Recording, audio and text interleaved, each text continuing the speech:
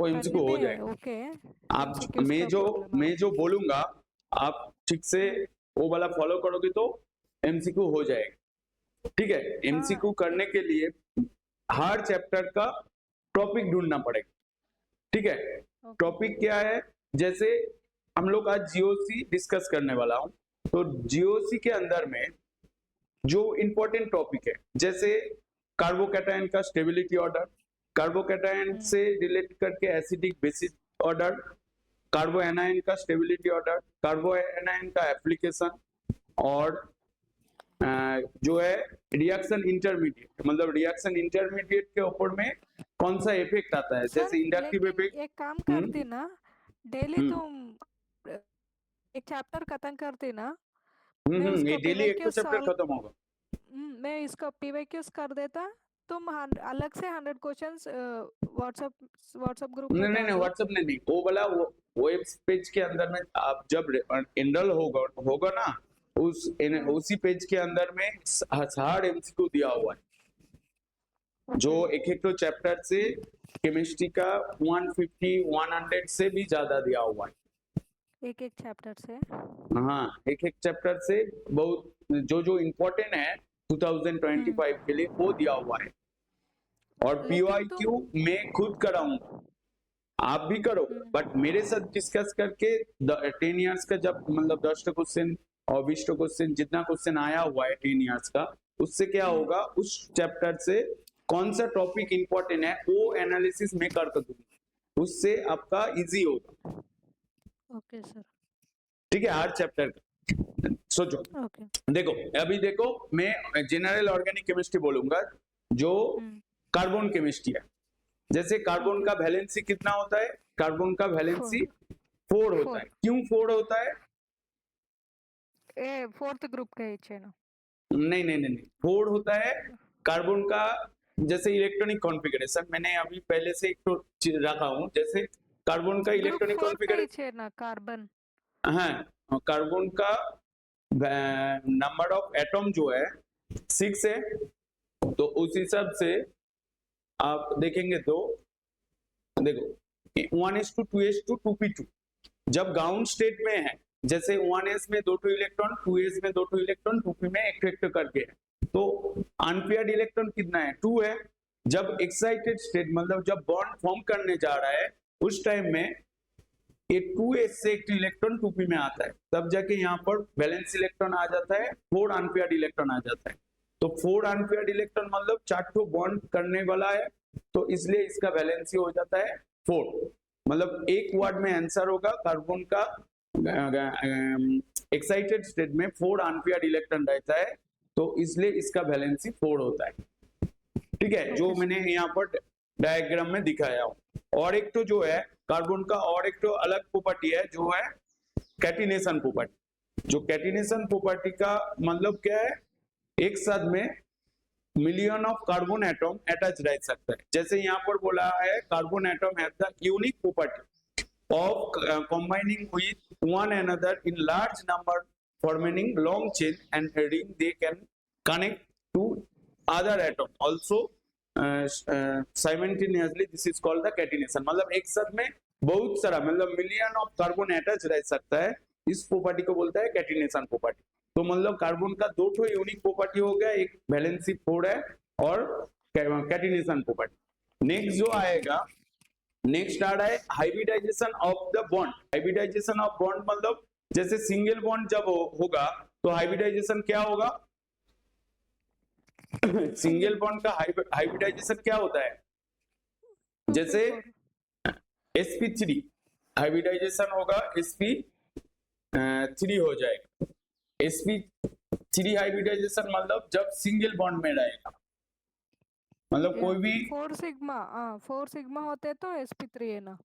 हाँ, sp3 मतलब simple word में याद रखने के लिए, जब cc सिंगल बॉन्ड रहेगा, जैसे c सिंगल बॉन्ड c जब रहेगा वो वाला होगा आपका sp3 हाइब्रिडाइज्ड। मतलब एक तो कॉमन रूल है, जैसे cc सिंगल बॉन्ड जहां पर ही रहेगा वहां पर कार्बन का हाइब्रिडाइजेशन sp3 होगा। जब sp2 होना है तब यहाँ पर होगा cc डबल बॉन्ड। जब डबल बॉन्ड आएगा वो वाला हो जाएगा sp2 हाइब्रिडाइज, और sp होने के लिए ट्रिपल बॉन्ड का जरूरत है। मतलब सिंपल वर्ड में क्या याद रखना होगा, जब सिंगल बॉन्ड होगा वो हो जाएगा sp3 हाइब्रिडाइज, जब डबल बॉन्ड आएगा वो होगा sp2 हाइब्रिडाइज, sp2 जब ट्रिपल बॉन्ड आएगा वो हो जाएगा sp3 हाइब्रिडाइज। मतलब जैसे ओके एसिटिलीन दिया CH, तो यहाँ पर इसका हाइब्रिडाइजेशन हो sp जाएगा sp, यहाँ पर वो sp, भी sp यहाँ पर ये जो एक तो सिग्मा बॉन्ड कितना पाई बॉन्ड, ऐसे पैटर्न में क्वेश्चन आता है। ठीक है, कितना नंबर ऑफ सिग्मा बॉन्ड है, कितना नंबर ऑफ पाई बॉन्ड है, उसी फॉर्मेट में नीट में क्वेश्चन आता है। मतलब एक तो ऑर्गेनिक कंपाउंड दे देगा, उससे पूछेगा कितना नंबर ऑफ सिग्मा बॉन्ड है, कितना नंबर ऑफ पाई बॉन्ड है। ठीक है, और ये वाला क्वेश्चन इसी पैटर्न में मैं एक तो क्वेश्चन दिखा रहा हूँ, तो number of sigma bond, number of pi bond कितना है आपको बोलना होगा। ठीक है, उसके बाद तो ये वाला समझ में आया ना। तो मैं एक तो क्वेश्चन दिखा रहा हूँ, आपको तुरंत पता चल जाएगा। मैं इसी पैटर्न में एक तो क्वेश्चन मैंने पहले से थोड़ा सा, पीडीएफ शेयर कर देता ना तुम। हाँ पीडीएफ, ये वाला पीडीएफ शेयर हो जाएगा, जो बोर्ड में लिखूंगा ना, और दूसरा पैटर्न में नोट का जरूरत है तो मैं शेयर कर दूंगा। Okay sir. वो वेबसाइट के अंदर में ही रहेगा। सर वेबसाइट पर एनरोल नहीं हुआ, कैसे इनरोल एनरोल? इनरोल का पॉजिटिव मैं बोल दूंगा आज। Okay sir.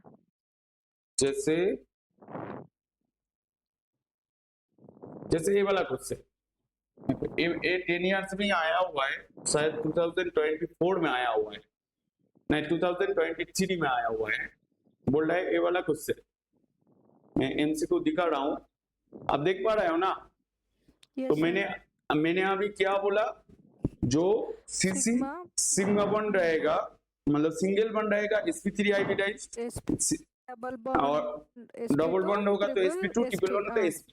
तो तुमको आपको यहाँ पर बोल रहा है number of sigma bond, pi bond and lone pair of electron in pyridine respectively are. तो मतलब pyridine का स्ट्रक्चर ढूंढना पड़ेगा, तो यहाँ पर ऑप्शन में दिया हुआ है। तो pyridine का स्ट्रक्चर क्या होता है बेसिकली, मतलब एक हेटेरो ऐसा होता है, यहाँ पर एक तो डबल बॉन्ड, यहाँ पर डबल बॉन्ड, यहाँ पर डबल ऐसा होता है, और यहाँ पर एक तो लोन पेयर है, मतलब ए वाला होता है ऐसा देखने में।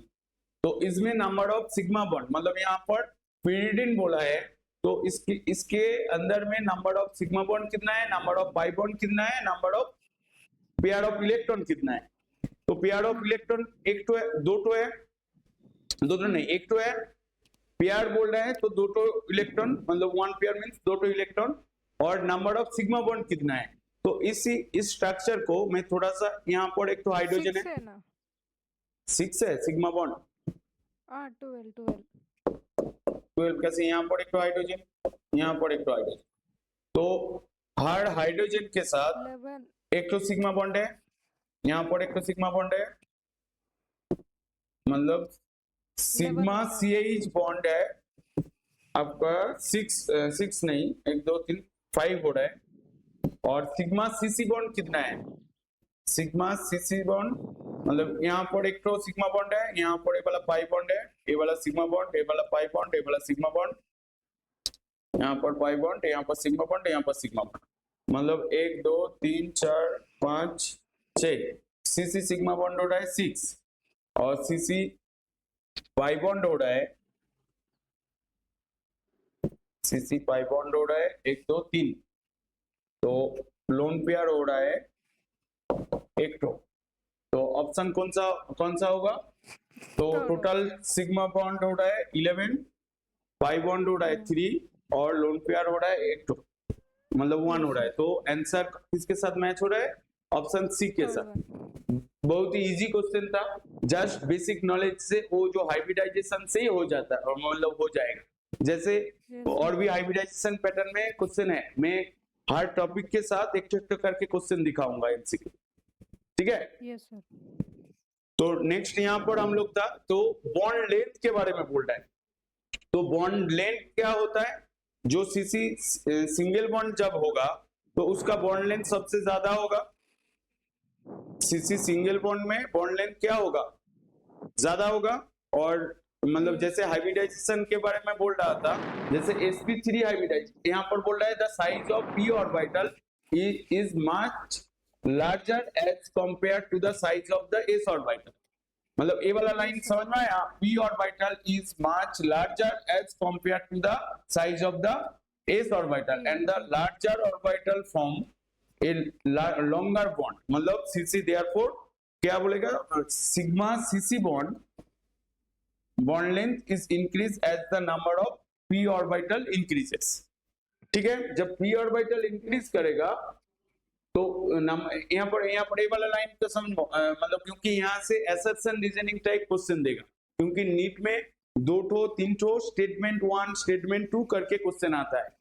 ठीक है, ये वाला लाइन याद रखने के लिए क्यों बोल रहा हूँ, the size of the p orbital is much larger as compare size of s orbital, क्योंकि p ऑर्बिटल ऐसे डम्बेल सा शेप होता है और s ऑर्बिटल ऐसे स्फेरिकल होता है। तो क्या बोल रहा है, larger orbital form a longer bond, मतलब जिसका साइज ज्यादा होगा वो लॉन्गर बॉन्ड फॉर्म करेगा and therefore cc sigma bond length increase as the number of p orbital increases. मतलब cc सिग्मा बॉन्ड का बॉन्ड लेंथ हाई क्यों होता है, क्योंकि उसमें number of p orbital increase होता है। तो ए वाला नंबर वर्ड याद रखना होगा, as the number of p orbital increases cc sigma bond length also increases। आया समझ में? ओके सर, तो उसके रेस्पेक्ट में ये वाला एमसीक्यू आया, तो इसके रेस्पेक्ट में बोल रहा है carbon carbon bond that is the sigma cc triple bond as sp hybridized, मतलब इसके अंदर में 50% s कैरेक्टर और 50% p कैरेक्टर है। तो and the bonded through the sigma cc double bond by sp3 मतलब sp2 hybridised and that is the 33.3% s character 66 p character.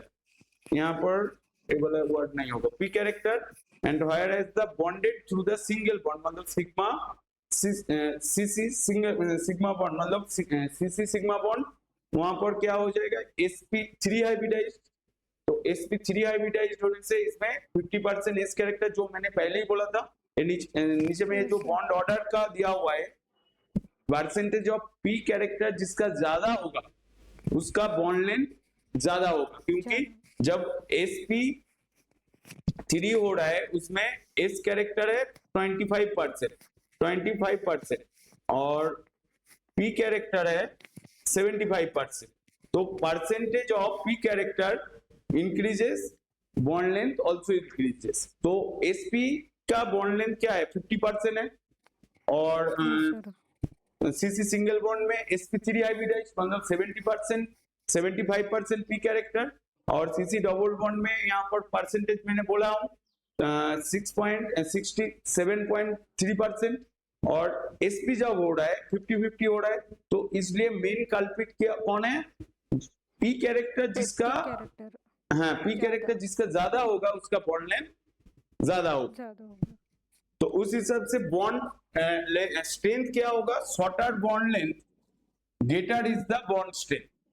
ठीक है, जिसका बॉन्ड लेंथ शॉर्ट होगा उसका बॉन्ड स्ट्रेंथ ज्यादा होगा। तो उसका भी ऑर्डर ऐसा आएगा, जैसे cc सिंगल बॉन्ड में बॉन्ड लेंथ बोला है, तो बॉन्ड ऑर्डर क्या होगा, उल्टा होगा, मतलब cc ट्रिपल बॉन्ड का बॉन्ड स्ट्रेंथ ज्यादा होगा, उसके बाद cc डबल बॉन्ड, उसके बाद cc सिंगल बॉन्ड, ऐसा होगा।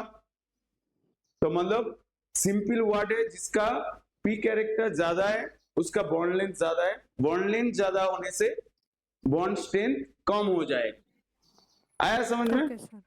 समझ तो उस हिसाब से नेक्स्ट पॉइंट है इलेक्ट्रोनेगेटिविटी।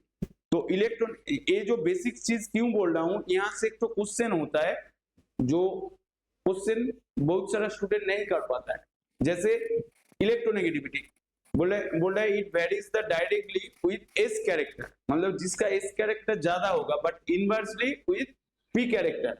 मतलब इलेक्ट्रोनेगेटिविटी जिसको हम लोग EN बोलता है, डायरेक्टली प्रोपोर्शनल किसके साथ है, एस कैरेक्टर। मतलब जिसका एस कैरेक्टर ज्यादा होगा उसका इलेक्ट्रोनेगेटिविटी क्या होगा, ज्यादा होगा। ठीक है, इलेक्ट्रोनेगेटिविटी जानने से एसिडिक ऑर्डर भी हो सकता है, बेसिक ऑर्डर भी बोल पाओगे, जैसे इलेक्ट्रोनेगेटिविटी जितना होगा। ठीक है, तो सिंपल वर्ड में इलेक्ट्रोनेगेटिविटी ऑर्गेनिक केमिस्ट्री में कैलकुलेट करने के लिए बहुत टफ हो जाता है, इसलिए हाइब्रिडाइजेशन से उसको रिलेट करके एक्सप्लेन करने से आपका आंसर आ जाएगा। जैसे electronegativity directly proportional to S character, मतलब जिसका एस कैरेक्टर ज्यादा होगा उसका इलेक्ट्रोनेगेटिविटी हाई होगा। और नहीं तो ऐसे उल्टा करके आप बोल पाओगे, जैसे कोई भी मोर इलेक्ट्रोनेगेटिव एटम है उसका एस कैरेक्टर कितना होगा, जिसका इलेक्ट्रोनेगेटिविटी ज्यादा होगा उसका एस कैरेक्टर ज्यादा होगा उस हिसाब से हो जाएगा। और electronegativity inversely proportional to P character, मतलब जिसका पी कैरेक्टर ज्यादा होगा उसका इलेक्ट्रोनेगेटिविटी कम होगा। तो इसलिए बोल रहा है inversely with P character that is greater is character of the hybrid orbital, more is the electronegativity of the atom, thus the order of the electronegativity। तो क्या होगा, पहले आएगा sp, इसमें s कैरेक्टर ज्यादा है, उसके बाद sp2, उसके बाद sp3। तो ए वाला ऑर्डर याद रखना हो। आया समझ में? या समझ गए। उसके बाद बॉन्ड एंगल आ रहा है। बॉन्ड एंगल क्या बोल रहा है, as the S character in hybridized orbital decreases, bond length also decreases. जैसे sp3 वो टेट्राहेड्रल स्ट्रक्चर है, एंगल कितना है 109 डिग्री 28 मिनट। sp2 है 120 है और ट्राइगोनल प्लानर है, और sp है 180 linear structure.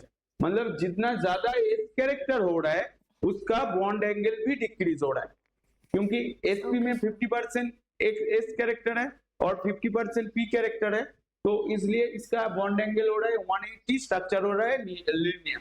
As the S character in hybridized orbital decreases, bond angle also decreases. ये जो बेसिक कॉन्सेप्ट हमने पहले बोला जीओसी स्टार्ट करने में, ये बहुत इंपॉर्टेंट है। मतलब बेसिक चीज है, बहुत सारा स्टूडेंट नहीं जानता है। ठीक है, तो आप जानते थे ना पहले? यस सर, वो बॉन्ड लेंथ तो नहीं है, ये sp is greater than sp2 is greater than sp3, वो समझिए। ओ ठीक है, तो ठीक है सर, जो अभी क्लियर हुआ ना? Yes sir. तो उसके बाद जनरल ऑर्गेनिक केमिस्ट्री, मतलब ऑर्गेनिक केमिस्ट्री में क्या होता है, कोवेलेंट कार्बन का क्या कौन सा टाइप बॉन्ड फॉर्म होता है, कोवेलेंट बॉन्ड। कोवेलेंट बॉन्ड क्या होता है, इलेक्ट्रॉन शेयर करके कोवेलेंट बॉन्ड फॉर्म होता है। वो जो ए बी सोचो, कोई भी एक तो सबस्ट्रेट है, मतलब मेन जो ऑर्गेनिक का रिएक्शन जो आएगा ऐसा देखने में आएगा, पहले एक तो सबस्ट्रेट है, उसके ऊपर कोई भी एक तो रिएजेंट देने से उसका इंटरमीडिएट आएगा और प्रोडक्ट आएगा। ये जो सबस्ट्रेट है, जैसे ए बी कोई भी कंपाउंड है, कोई भी कोवेलेंट बॉन्ड व कोई भी कंपाउंड, वहां पर क्या है, सी कोई भी एलिमेंट दे रहा होगा। जैसे मैं दिखा रहा हूँ, एक सेकंड,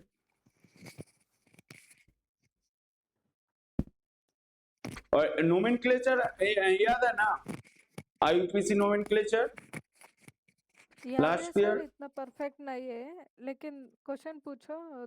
लास्ट ईयर क्वेश्चन में आया है नोमेनक्लेचर से, इस साल क्वेश्चन में नहीं आएगा। लास्ट ईयर आया है। Okay sir. मतलब नोमेनक्लेचर जितना ज्यादा, मतलब उतना हार्ड करके जरूरत नहीं है, बट मतलब थोड़ा थोड़ा जानने से हो जाएगा, क्योंकि ज्यादा ऐसे मतलब बाइसाइक्लो कंपाउंड का नोमेनक्लेचर नीट में नहीं आता है। जैसे ए वाला बोल रहा है, जैसे ए बी कोई भी कंपाउंड है, उसके ऊपर कोई भी रिएजेंट आप दे रहे हो, यहाँ पर फॉर्म हो रहा है, ए बी बॉन्ड ब्रेक हो रहा है और बीसी बॉन्ड फॉर्म हो रहा है, ये जो इंटरमीडिएट स्टेप, और प्रोडक्ट में आ रहा है ए प्लस बीसी। तो ऐसा आ रहा है, ए एक तो ऑर्गेनिक रिएजेंट जैसा है, मतलब सबस्ट्रेट के ऊपर कोई भी रिएजेंट देने से इंटरमीडिएट आएगा, उसके बाद प्रोडक्ट आएगा। ये जो सबस्ट्रेट मतलब जो ए बी ले रहा हूं, तो ए बी का बॉन्ड क्या है, कोवेलेंट टाइप। कोवेलेंट मतलब दो इलेक्ट्रॉन ऐसे शेयर करके ए बी बॉन्ड फॉर्म हुआ है, ए जो बॉन्ड जब ब्रेक होगा उसके बाद सी के साथ बी जब बॉन्ड फॉर्म करेगा तब जाके प्रोडक्ट आएगा। तो ए बी बॉन्ड ब्रेकिंग का दो टाइप होता है, एक तो होता है हेटेरोलाइटिक और एक तो होता है होमोलाइटिक। जैसे बोल रहे हैं bond breaking of covalent bond, that is the bond fusion. The fusion of a covalent bond can take place in two ways depending upon the nature of the compound, that is the nature of attacking reagent। Attacking reagent क्या हो सकता है, negative भी हो सकता है, positive भी हो सकता है, न्यूट्रल भी हो सकता है। मतलब इलेक्ट्रोफाइल न्यूक्लियोफाइल ये दोनों रेस्पेक्ट में आएगा। एक तो मतलब जिसके अंदर में इलेक्ट्रॉन डेफिशिएंट रहेगा वो हो जाएगा मतलब इलेक्ट्रोफाइल, और जिसके अंदर में इलेक्ट्रॉन रिच रहेगा वो हो जाएगा न्यूक्लियोफाइल। मतलब अटैकिंग रिएजेंट के बारे में भी आऊंगा, बट अटैकिंग रिएजेंट क्या होता है बेसिकली इलेक्ट्रोफाइल और न्यूक्लियोफाइल। मतलब जिसके अंदर में इलेक्ट्रॉन ज्यादा है मतलब रिच है वो होगा न्यूक्लियोफाइल, जिसके अंदर में इलेक्ट्रॉन डेफिशिएंट है वो होगा इलेक्ट्रोफाइल। तो वो हो गया अटैकिंग रिएजेंट। ये जो ए बी बॉन्ड जो सिंगल बॉन्ड करके है, मतलब एक तो इलेक्ट्रॉन और एक तो इलेक्ट्रॉन, ए वाला जो बॉन्ड ब्रेकिंग है दो पैटर्न में आता है। एक तो होता है होमोलाइटिक फ्यूजन और एक तो होता है हेटेरोलाइटिक फ्यूजन। होमोलाइटिक फ्यूजन क्या होगा, such fusion in which bond pair equally distributed। मतलब जैसे यहाँ पर मैंने दिखाया ये जो CH बॉन्ड आप देख पा रहे हो ना, यस सर, ये जो CH बॉन्ड सिंगल बॉन्ड एक करके इलेक्ट्रॉन लेके सिंगल बॉन्ड फॉर्म हुआ है। तो जब ए बॉन्ड ब्रेक करेगा यहाँ पर इक्वली डिस्ट्रीब्यूटेड बोला है, मतलब एक बॉन्ड के लिए दो इलेक्ट्रॉन जरूरत है। तो मतलब कार्बन एक तो इलेक्ट्रॉन ले रहा है, हाइड्रोजन एक तो इलेक्ट्रॉन ले रहा है, लेने के बाद क्या फॉर्म हो रहा है, फ्री रेडिकल फॉर्म हो रहा है। तो जब सिंगल इलेक्ट्रॉन में डिसोसिएट होगा कोई भी कोवेलेंट बॉन्ड, तो क्या हो जाएगा, फ्री रेडिकल फॉर्म करेगा। तो मतलब होमोलाइटिक फ्यूजन से क्या मिलता है, फ्री रेडिकल मिलता है। ये वाला याद रखना हो, ये जो होमोलाइटिक फ्री रेडिकल होने के लिए उसके लिए कंडीशन क्या है, फेवरेबल कंडीशन। फेवरेबल कंडीशन में फर्स्ट पॉइंट में बोल रहा है the electronegativity difference between the atom is zero. जैसे कैसे हो सकता है, जैसे क्लोरीन ClCl इस दो क्लोरीन एटॉम में इलेक्ट्रोनेगेटिविटी डिफरेंस बहुत कम है, ठीक है, मतलब इलेक्ट्रोनेगेटिविटी जीरो है। मतलब जब जिस बॉन्ड के अंदर में दो एटॉम के अंदर में इलेक्ट्रोनेगेटिविटी डिफरेंस नहीं रहेगा तब जाके वो वाला हो जाएगा होमोलाइटिक फ्यूजन। तो बॉन्ड कौन सा बॉन्ड ब्रेक करेगा, कौन सा बॉन्ड फॉर्म करेगा, ये जानना बहुत जरूरत है।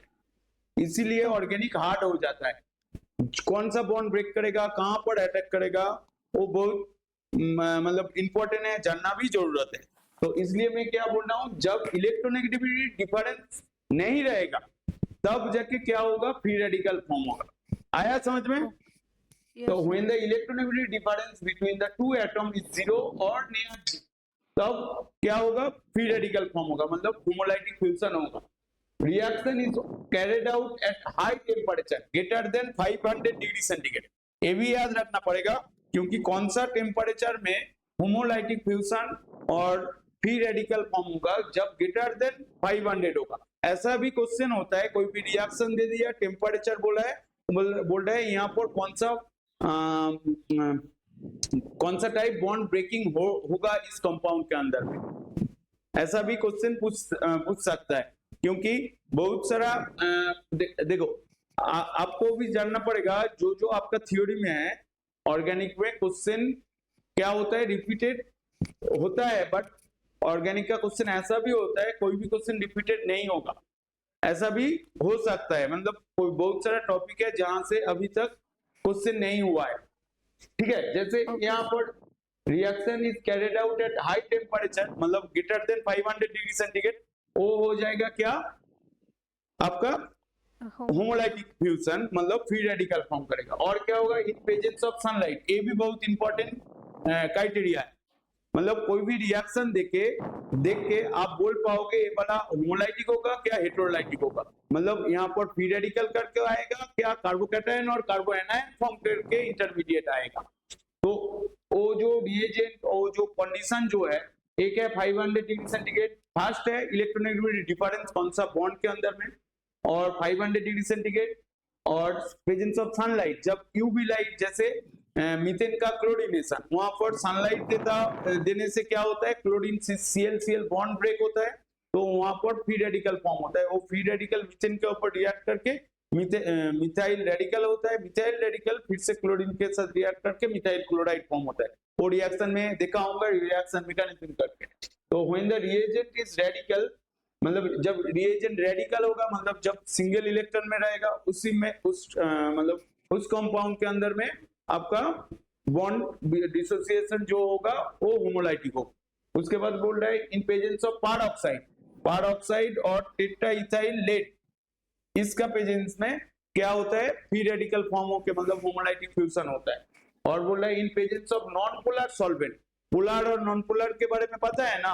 पोलर मतलब जिसके अंदर में इलेक्ट्रोनेगेटिविटी डिफरेंस रहेगा वो होगा पोलर, जिसके अंदर में इलेक्ट्रोनेगेटिविटी डिफरेंस नहीं रहेगा वो होगा नॉन पोलर। मतलब जैसे HCl और H2O, मतलब OH हाइड्रोजन इलेक्ट्रोपॉजिटिव है, ऑक्सीजन इलेक्ट्रोनेगेटिव है, मतलब उसको डिसोसिएट करने से आपको मिलेगा H plus OH minus water का, और HCl का मिलेगा H प्लस Cl माइनस। मतलब जिसके अंदर में दो ठो चार्ज ही है वो होगा पोलर, और जिसके अंदर में दो ठो चार्ज नहीं है। और एक बार पोलर और नॉन पोलर का पोलर का इजी से, जैसे HCl को डिसोसिएट करने में क्या मिलेगा, H प्लस Cl माइनस। तो हम लोग को यहाँ पर एक तो पॉजिटिव चार्ज मिल रहा है और एक तो नेगेटिव चार्ज मिल रहा है। मतलब जिस कंपाउंड के अंदर में दो ठो चार्ज रहेगा, जैसे नॉर्थ पोल साउथ पोल, अर्थ का क्या है, नॉर्थ पोल साउथ पोल, मतलब दो ठो अपोजिट चार्ज है, ठीक है। तो कोई भी कंपाउंड के अंदर में जब आप दो ठो चार्ज, मतलब पॉजिटिव चार्ज और नेगेटिव चार्ज मिलेगा, जैसे HCl H2O, और कोई भी सॉल्ट जैसे NaCl Na plus Cl minus, मतलब जिसके अंदर में दो ठो चार्ज रहेगा वो हो जाएगा पोलर। एक सिंपल एग्जांपल में याद रखना पड़ेगा, वाटर जैसे H2O डिसोसिएट करने से क्या मिलता है, H प्लस OH माइनस। तो मतलब हमको यहाँ पर दो ठो चार्ज मिल रहा है, तो A वाला होगा पोलर। और जैसे बेंजीन C6H6, तो इसको डिसोसिएट नहीं कर पाते हो आप, C6H5 माइनस H प्लस नहीं होता है, तो A वाला हो गया नॉन पोलर। मतलब जिस कंपाउंड के अंदर में जब दो ठो चार्ज रहेगा, जैसे पॉजिटिव और नेगेटिव, वो हो जाएगा पोलर। जिसके अंदर में दो ठो चार्ज नहीं रहेगा, मतलब एक तो ही चार्ज रहेगा, वो हो जाएगा नॉन पोलर। आया समझ में?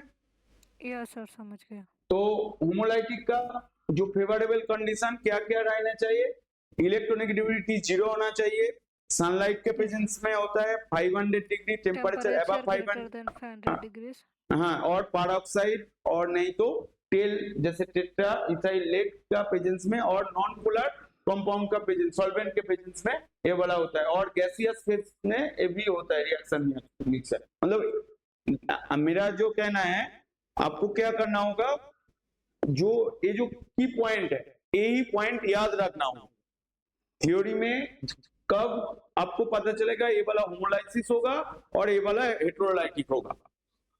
तो ये वाला कंपाउंड के अंदर में ये सब चीज देख के आप बोल पाओगे ये वाला होमोलाइसिस होगा, मतलब फ्री रेडिकल फॉर्म होगा। आया समझ में? उसके बाद आ रहा है हेटेरोलाइटिक। हेटेरोलाइटिक में क्या होगा, जो ज्यादा इलेक्ट्रोनेगेटिव है वो इलेक्ट्रॉन ले लेगा। बोल रहा है such fusion is the bond pair completely transferred towards one of the atom which leads the formation of ion known as the heterolysis। जैसे यहाँ पर दिखाया मैंने CH बॉन्ड, यहाँ पर दो इलेक्ट्रॉन है, कार्बन एक इलेक्ट्रॉन ले रहा है, हाइड्रोजन एक इलेक्ट्रॉन ले रहा है। तो होने के बाद क्या आ रहा है, कार्बोकैटायन मतलब C पॉजिटिव, और यहाँ पर आ रहा है H माइनस, और इसमें कार्बन जब इलेक्ट्रॉन ले रहा है वो वाला, मतलब ये जो बॉन्ड दिखाया, मतलब यहाँ पर जो मैंने बॉन्ड दिखाया, ये वाला है कार्बो एनायन के लिए, और ये वाला है कार्बोकैटायन। जब हाइड्रोजन इलेक्ट्रॉन ले रहा है, मतलब कार्बन के ऊपर जब पॉजिटिव चार्ज फॉर्म हो रहा है वो फॉर्म कर रहा है कार्बोकैटायन, जब नेगेटिव चार्ज फॉर्म हो रहा है वो कार्बो एनायन। मतलब जब कोई भी एटम इलेक्ट्रॉन जो सिंगल बॉन्ड के अंदर में, नहीं तो कोई भी सिंगल बॉन्ड से दो इलेक्ट्रॉन एक तो एटम ले लेगा, लेने के बाद दो तो आयन फॉर्म होगा, एक तो कैटायन और एक तो एनायन। तो कार्बन के ऊपर रहेगा तो कार्बोकैटायन, कार्बन के ऊपर नेगेटिव चार्ज रहेगा तो कार्बो एनायन होगा। तो वो होगा हेटेरोलाइटिक। इसका भी फेवरेबल कंडीशन क्या है? When the electronegativity difference between the two atom is very high, मतलब इलेक्ट्रोनेगेटिविटी डिफरेंस जब ज्यादा रहेगा उस टाइम में क्या होगा? हेटेरोलाइटिक फ्यूजन, मतलब कार्बोकैटायन और कार्बोएनायन फॉर्म होगा। बोल रहा है reaction is carried out at low temperature, मतलब नॉर्मल टेम्परेचर, और टेम्परेचर जब लो होगा मतलब तुमको बाहर से हीट देना पड़ेगा तब जाके हेटेरोलाइटिक फ्यूजन होगा। इन प्रेजेंस ऑफ आयनिक रिएजेंट, कोई भी आयनिक रिएजेंट का प्रेजेंस में होगा, और पोलर सॉल्वेंट के प्रेजेंस में होगा, और लिक्विड फेज होगा। तो ये वाला मोस्ट इंपॉर्टेंट है, और यहाँ पर नोट करके बोला हूं, एनर्जी नीडेड टू हेटेरोलाइसिस, मतलब हेटेरोलाइसिस करने के लिए आपको एनर्जी देना पड़ेगा, मतलब हीट अलग से देना पड़ेगा। आया समझ में? Yes sir. तो होमोलाइसिस कब होगा? सनलाइट के प्रेजेंस में, इलेक्ट्रोनेगेटिविटी डिफरेंस 0 होगा, greater than 500 degree centigrade. Solvent क्या होना चाहिए? नॉन पोलर होना चाहिए, गैसियस मीडियम होना चाहिए, गैसियस फेज में होगा। वो हो गया होमोलाइसिस के बारे में। और हेटेरोलाइसिस के बारे में आ रहा है, इलेक्ट्रोनेगेटिविटी डिफरेंस हाई रहेगा, लिक्विड फेज होगा, पोलर सॉल्वेंट के ऊपर में होगा, टेम्परेचर लो होगा। तो ए वाला कंडीशन आपको याद रखना होगा, ठीक है? इस वाला टॉपिक से आएगा क्या नहीं आएगा ये वाला कंफर्म नहीं है, बट ये वाला टॉपिक आपको याद रखना होगा, तब जाके आपका ऑर्गेनिक अच्छे से होगा। तो हम लोग बॉन्ड को ब्रेक कर लिया, तो मतलब हेटेरोलाइटिक होमोलाइसिस से बॉन्ड को हम लोग मतलब यहाँ पर जो मैंने ए बी कंपाउंड लिखा था, ये जो सबस्ट्रेट है, यहाँ पर जो बॉन्ड है, इस बॉन्ड को हमने ब्रेक कर दिया। ब्रेक करने के बाद क्या आ रहा है? इंटरमीडिएट, मतलब बीच का जो स्टेप है।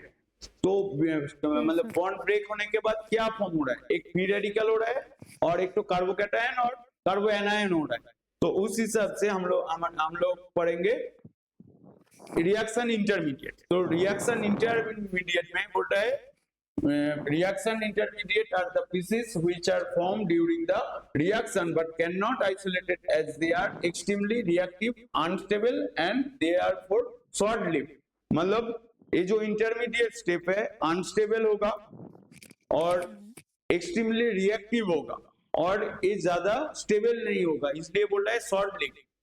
तो उस हिसाब से फास्ट क्या आएगा? कार्बोकैटायन, मतलब इंटरमीडिएट स्टेप में क्या क्या फॉर्म होगा? कार्बोकैटायन होगा, कार्बोएनायन होगा और फ्री रेडिकल होगा। यही होगा इंटरमीडिएट, क्योंकि बॉन्ड ब्रेकिंग हो रहा है दो तो टाइप, एक है बॉन्ड फ्यूजन मतलब हेटेरोलाइटिक, और एक तो होमोलाइसिस मतलब होमोलाइटिक। तो दो तो टाइप बॉन्ड ब्रेकिंग छोड़ के और दूसरा टाइप कोई भी बॉन्ड ब्रेकिंग नहीं हो रहा है। तो इंटरमीडिएट स्टेप ऑल टाइम क्या होगा? कार्बोकैटायन, कार्बोएनायन और फ्री रेडिकल। ये तीनों के छोड़ के कोई भी इंटरमीडिएट स्टेप फॉर्म नहीं आएगा, क्योंकि ब्रेकिंग हो रहा है दो तो टाइप पैटर्न। आया समझ में? तो उस हिसाब से फास्ट आ रहा है कार्बोकैटायन। तो कार्बोकैटायन जब कार्बन पॉजिटिव चार्ज कैरी करेगा वो हो जाएगा कार्बोकैटायन। यही होता है ना? कार्बन जब पॉजिटिव चार्ज कैरी करता है वो होता है कार्बोकैटायन और कार्बोनियम आयन। इस कार्बन में लिस्ट कितना एटम मतलब कार्बन के ऊपर कितना इलेक्ट्रॉन है, ये जो मैंने जो पिक्चर में दिखाया, इसमें कार्बोकैटायन के अंदर में कितना नंबर ऑफ इलेक्ट्रॉन रहता है? 3 नहीं, 6 इलेक्ट्रॉन रहता है। यहाँ पर इलेक्ट्रॉन रहता है 6 इलेक्ट्रॉन। मतलब कार्बोकैटायन के अंदर में ये भी एक एमसीक्यू क्वेश्चन है, ठीक है? Containing 6 electron, containing 6 electron. और इसका हाइब्रिडाइजेशन क्या होगा? कार्बन हाँ यहाँ पर कार्बोकैटायन का, हाँ कार्बोकैटायन का 1 मिनट सर, sp2 होगा। हाइब्रिडाइज्ड आ रहा है, हाइब्रिडाइजेशन हो रहा है sp2। तो sp2 मतलब इसका शेप क्या होगा? sp2 ट्राइगोनल कोप्लानर होगा, ट्राइगोनल कोप्लानर क्योंकि सेम प्लेन में है तो होता है कोप्लेनर। और इसका नेचर क्या होगा डायमैग्नेटिक और पैरामैग्नेटिक? ये तो ये डायमैग्नेटिक और पैरामैग्नेटिक का डिफरेंस एक बार बताओ ना सर। जब वैलेंस इलेक्ट्रॉन में अनपेयर्ड इलेक्ट्रॉन रहेगा मतलब सिंगल इलेक्ट्रॉन रहेगा वो हो जाएगा पैरामैग्नेटिक, जब सिंगल इलेक्ट्रॉन नहीं रहेगा वो हो जाएगा डायमैग्नेटिक। तो ये पैरामैग्नेटिक हो जाता ना अभी? नहीं नहीं मैं उल्टा बोला, पैरामैग्नेटिक होता है जब सिंगल इलेक्ट्रॉन नहीं रहेगा, ऑल मतलब पेयर में रहेगा, ठीक है। ओके तो जैसे यहाँ पर 6 इलेक्ट्रॉन है तो 6 इलेक्ट्रॉन मतलब ऑक्टेट होने के लिए और 2 इलेक्ट्रॉन जरूरत है, या तो ए वाला क्या हो जाएगा डायमैग्नेटिक हो जाएगा। यस तो पूरा इसका पेड़ नेचर होते तो हाँ पैरामैग्नेटिक है ना? डायमैग्नेटिक, तो ए वाला हो रहा है डायमैग्नेटिक। तो नंबर ऑफ इलेक्ट्रॉन कितना है 6, हाइब्रिडाइजेशन हो रहा है sp2, स्ट्रक्चर हो रहा है डायगोनल कोप्लेनर और नेचर हो रहा है डायमैग्नेटिक। 6 इलेक्ट्रॉन है, ठीक है। नेक्स्ट है कार्बोकैटायन कैसे फॉर्म होता है।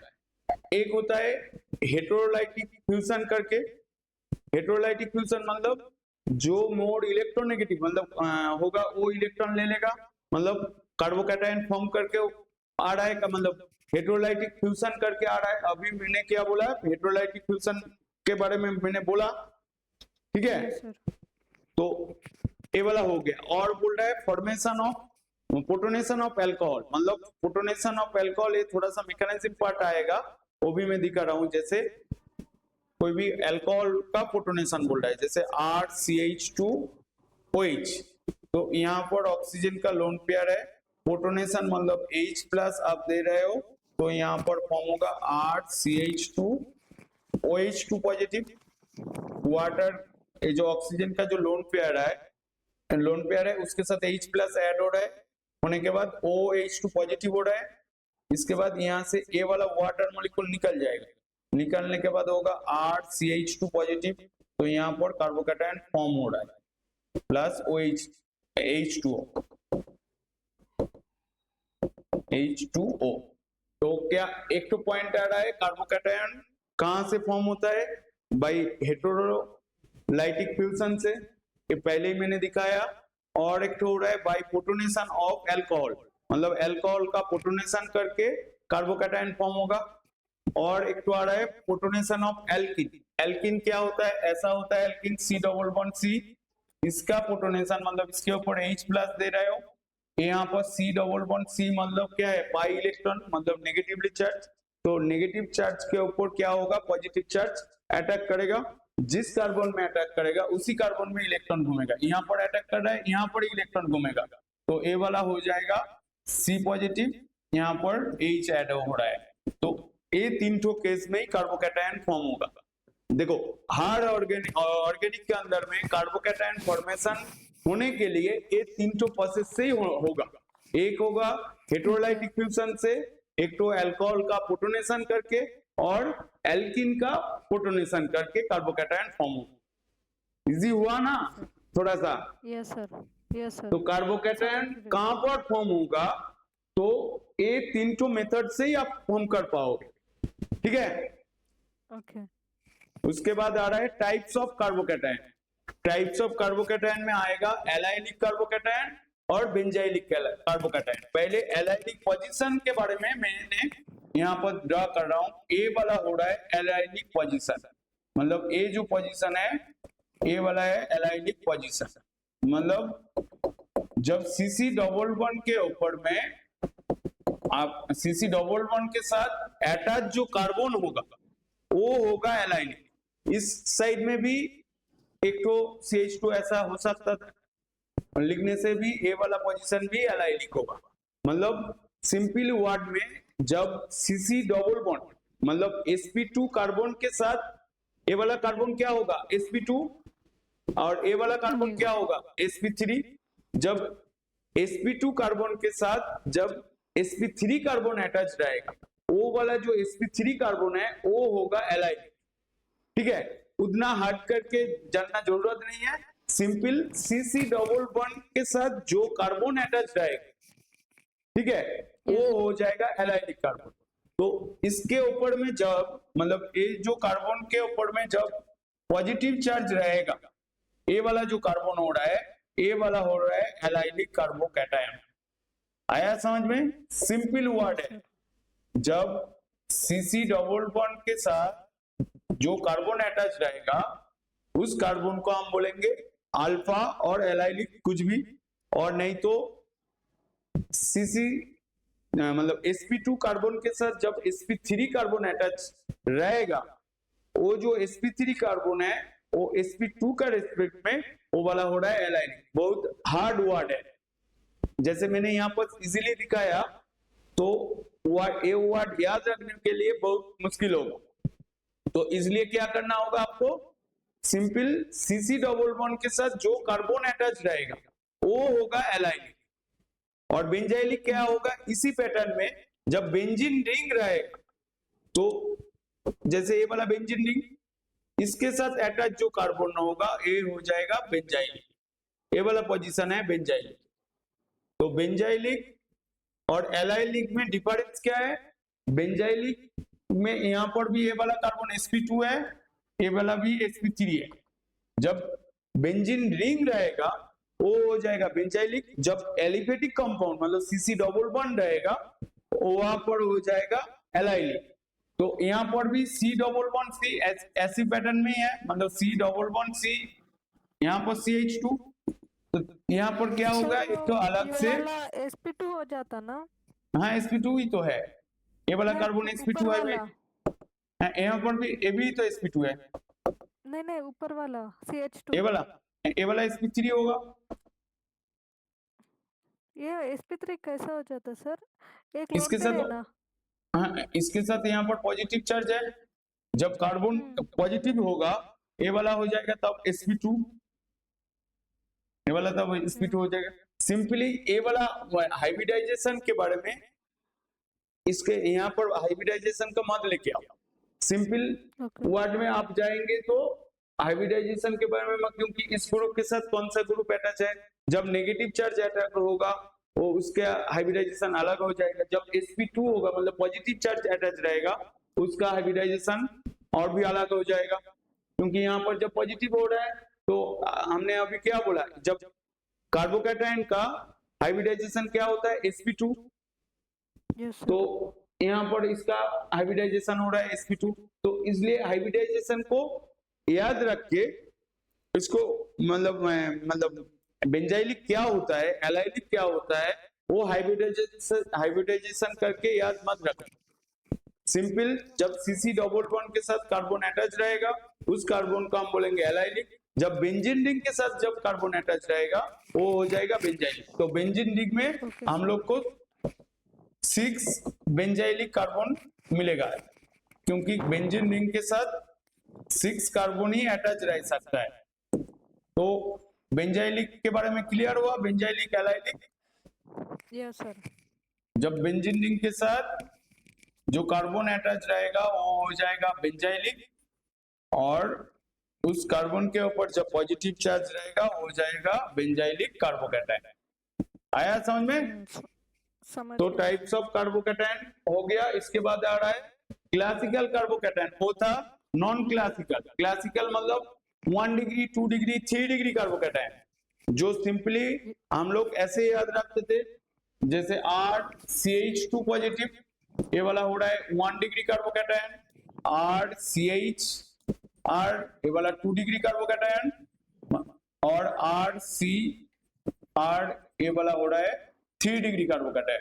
मतलब जब कार्बन के साथ 2 हाइड्रोजन और 1 CC बॉन्ड रहेगा, मतलब ए वाला में कितना हाइड्रोजन है, 2 हाइड्रोजन एटम है, 2 हाइड्रोजन एटम और 1 CC सिंगल बॉन्ड, तो वो हो रहा है प्राइमरी और 1 डिग्री कार्बोकैटायन। ए वाला जो मैंने लिखा 2 डिग्री कार्बोकैटायन, यहाँ पर 1 हाइड्रोजन एटम है और यहाँ पर 2 CC सिंगल बॉन्ड है, तो इसलिए इसका हो रहा है आपका 2 डिग्री कार्बोकैटायन। और इसके अंदर में नो हाइड्रोजन एटम, कोई भी हाइड्रोजन एटम नहीं है, और सीसी सिंगल बॉन्ड कितना है, 3 सीसी सिंगल बॉन्ड है, तब जाके ये वाला हो रहा है 3 डिग्री कार्बोकैटायन।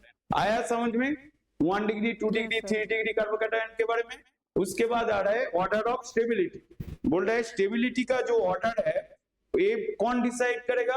एक है hyperconjugation plus I effect और presence of electron releasing group. क्या बोल रहा है? Stability is decided by resonance, hyperconjugation plus I effect और the presence of electron releasing group. मतलब ये जो सर वो रेजोनेंस हाइपर कॉन्जुगेशन के बारे में बताओ ना। वो वाला मैं एक एक करके आऊंगा, पूरा थ्योरी में आऊंगा, क्योंकि जस्ट यहाँ पर ये वाला वर्ड याद रखने के लिए बोल रहा हूँ। Resonance, hyperconjugation, plus I effect, minus I effect, सब के बारे में आऊंगा। फिर से सब जगह कार्बोकैटायन का स्टेबिलिटी ऑर्डर से बहुत सारा क्वेश्चन आएगा। तो स्टेबिलिटी किसके ऊपर डिपेंड कर रहा है? ऐसा स्टेबिलिटी डायरेक्टली प्रोपोर्शनल टू क्या होगा? रेजोनेंस। मतलब जितना ज्यादा रेजोनेंस होगा कार्बोकैटायन का स्टेबिलिटी, मतलब जो कैनोनिकल स्ट्रक्चर होता है कार्बोकैटायन का स्टेबिलिटी ज्यादा होगा। और directly proportional to hyperconjugation. Hyperconjugation में ये जो टॉपिक जो मैं बोल रहा हूँ ये एक एक करके फिर से आएगा। मतलब जैसे रेजोनेंस क्या होता है, हाइपर कॉन्जुगेशन क्या होता है, वो एक एक करके आएगा। और directly proportional two plus I effect.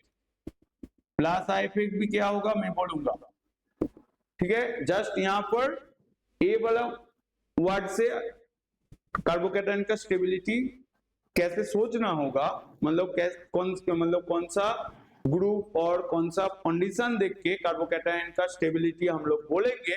वो है फर्स्ट है रेजोनेंस, हाइपर कॉन्जुगेशन और एक है electron presence of number of alkyl group. Number of alkyl group, जितना नंबर ऑफ एल्काइल ग्रुप रहेगा मतलब प्लस आई इफेक्ट ज्यादा होगा, कार्बोकैटायन का स्टेबिलिटी भी उतना ही आएगा। तो मेनली कार्बोकैटायन का स्टेबिलिटी क्या होगा मैंने यहाँ पर पहले से लिख के रखा था। तो ये वाला ऑर्डर आएगा। तो पहले आ रहा है बेंजाइलिक, मतलब 3 डिग्री कार्बोकैटायन, मतलब ये वाला बेंजाइलिक है, ये भी बेंजाइलिक है। बेंजाइलिक का 3 डिग्री सबसे ज्यादा आ रहा है, उसके बाद 2 डिग्री, उसके बाद 3 डिग्री। ये वाला ऑर्डर में देखो बेंजाइलिक कार्बोकैटायन मैंने अभी बोला है बेंजीन रिंग के साथ अटैच जो कार्बन, यहाँ पर सी, जब pH3 में बोल रहा हूं मतलब ऐसे करके 3 बेंजीन रिंग है। मतलब जितना ज्यादा नंबर ऑफ बेंजीन रिंग मतलब रेजोनेंस फॉर्म होगा, यहाँ पर क्या बोला स्टेबिलिटी में resonance number of canonical structure ज्यादा होने से उसका स्टेबिलिटी ज्यादा होगा। तो यहाँ पर क्या बोला pH3C, मतलब यहाँ पर 3 बेंजीन रिंग है, 15 रेजोनेटिंग स्ट्रक्चर पॉसिबल है। मतलब ए वाला जो pH3C के अंदर में 15 रेजोनेटिंग स्ट्रक्चर पॉसिबल है। तो इसलिए इसका 3 degree benzylic carbocation more stable हो रहा है। उसके बाद 2 डिग्री मतलब यहाँ पर pH2 मतलब 2 बेंजीन रिंग, और उसके बाद आ रहा है 3 डिग्री जो क्लासिकल है, ए वाला जो आ रहा है, क्योंकि ए वाला नंबर ऑफ एल्किल ग्रुप मतलब CH3C, मतलब यहाँ पर C के साथ 3 CH3 ग्रुप है। तो 3 CH3 मतलब नंबर ऑफ एल्किल ग्रुप ज्यादा हो रहा है। यहाँ पर एक तो पॉइंट है नंबर ऑफ एल्किल ग्रुप ज्यादा होने से उसका स्टेबिलिटी ज्यादा होगा। उसके बाद नॉर्मली ये वाला हो रहा है 3 डिग्री, ये वाला बेंजाइलिक आ रहा है, उसके बाद एलाइलिक, उसके बाद 2 डिग्री, 1 डिग्री मिथाइल और विनाइल और फिनाइल आ रहा है। तो ये वाला ऑर्डर समझ में आया? हाँ यस सर। तो ये वाला ऑर्डर याद रखना हो। इसके बाद बोल रहा है कार्बोकैटायन कौन सा रिएक्शन में अप्लाई होगा, कार्बोकैटायन फॉर्म करके कौन सा रिएक्शन होगा। फर्स्ट बोल रहा है SN1 रिएक्शन, ये भी मैं आऊंगा इसका मैकेनिज्म लेके। SN1 रिएक्शन में कार्बोकैटायन फॉर्म होता है, उसके बाद U1 रिएक्शन में होता है, ठीक है। नेक्स्ट आएगा इलेक्ट्रोफिलिक एडिशन रिएक्शन में आता है, इलेक्ट्रोफिलिक एडिशन रिएक्शन के अंदर में कार्बोकैटायन फॉर्म होता है। और molecular rearrangement like pinacolone rearrangement, molecular rearrangement. Clear हुआ कार्बोकैटायन के बारे में? Yes sir. तो रिएक्शन कौन सा रिएक्शन में आ रहा है? एक सिंथो मेनली U1 और इलेक्ट्रोफिलिक एडिशन रिएक्शन के अंदर, ठीक है। ये वाला कार्बोकैटायन हो गया। नेक्स्ट आ रहा है कार्बोएनायन। तो कार्बोएनायन कार्बन जब नेगेटिव चार्ज कैरी करेगा वो वाला क्या हो जाएगा? कार्बोएनायन। इसके अंदर में कितना इलेक्ट्रॉन रहेगा? 8 इलेक्ट्रॉन है। कितना इलेक्ट्रॉन है? 8 इलेक्ट्रॉन, ठीक है। और इसका चार्ज क्या है? Negative charge. तो ये वाला कैसे फॉर्म हो रहा है? ऐसे इसको क्या बोलते हैं? हेटेरोलाइटिक फ्यूजन। मतलब जो ज्यादा इलेक्ट्रॉनिक, हाँ ये वाला होगा ये वाला पैरामैग्नेटिक होगा। नहीं पैरामैग्नेटिक नहीं, ये वाला भी कार्बोएनायन, ये भी डायमैग्नेटिक इन नेचर हो, तुम बोला क्योंकि 8 इलेक्ट्रॉन है। एक भी लोन पेयर नहीं था तो पैरामैग्नेटिक हो जाता।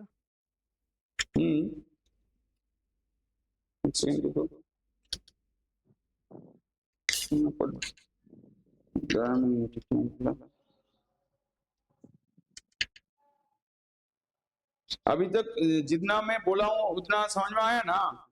या समझ गया सर। क्योंकि एक एक करके यहाँ से क्वेश्चन मैं डिस्कस करूंगा, क्योंकि थोड़ा सा थ्योरी को मैं फास्ट बोल रहा हूँ, मतलब इतना फास्ट नहीं बोलूंगा तो नहीं कंप्लीट होगा। मतलब 2 दिन में भी नहीं होगा। हाँ 2 दिन में वो ऑर्गेनिक कंप्लीट हो सकता, क्योंकि एक बार ये जो रिएक्शन मैकेनिज्म वाला पोर्शन बोल दिया ना, ये इजी हो जाएगा। Okay sir.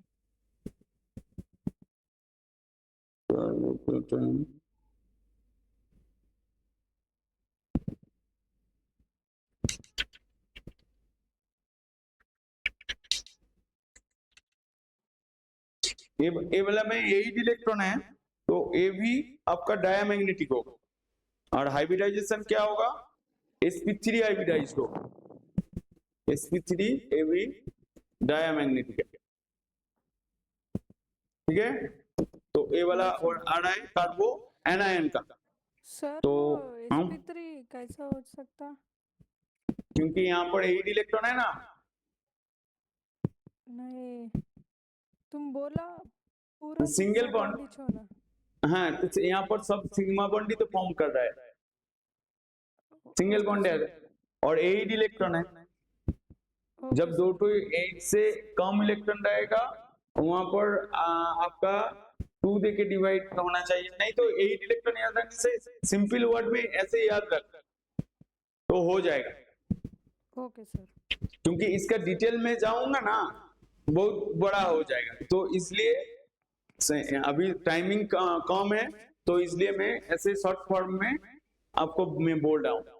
तो ऐसे हेटेरोलाइटिक फ्यूजन करके इसका बॉन्ड मतलब कार्बोएनायन फॉर्म होगा। इसका स्टेबिलिटी ऑर्डर क्या होगा? क्या बोल रहा है? It is stabilized by resonance, hyperconjugation, electron attacking group, that is the minus I effect. मतलब माइनस आई इफेक्ट का प्रेजेंस में इसका मतलब रेजोनेंस, हाइपर कॉन्जुगेशन, यहाँ पर था प्लस आई इफेक्ट। मतलब स्टेबिलिटी उसी पैटर्न में हम बोलेंगे तो stability directly proportional to resonance, resonance के साथ प्रोपोर्शनल रहेगा हाइपर कॉन्जुगेशन, हाइपर कॉन्जुगेशन और माइनस आई इफेक्ट। और क्या बोल रहा है? Electron delocalise, electron releasing group. तो इसके ऊपर वेरी करेगा। और यहाँ पर इसका स्टेबिलिटी ऑर्डर दिखाया मैंने, ये वाला है ट्रिपल बॉन्ड है, sp हाइब्रिडाइज्ड। सबसे पहले है cc ट्रिपल बॉन्ड, मतलब ट्रिपल बॉन्ड के ऊपर जब नेगेटिव चार्ज रहेगा वो वाला सबसे ज्यादा स्टेबल होगा। उसके बाद आ रहा है बेंजाइलिक, बेंजाइलिक का 3 degree, 2 degree, 1 degree, allylic, phenyl, vinyl, methyl, 1 degree, 2 degree, 3 degree.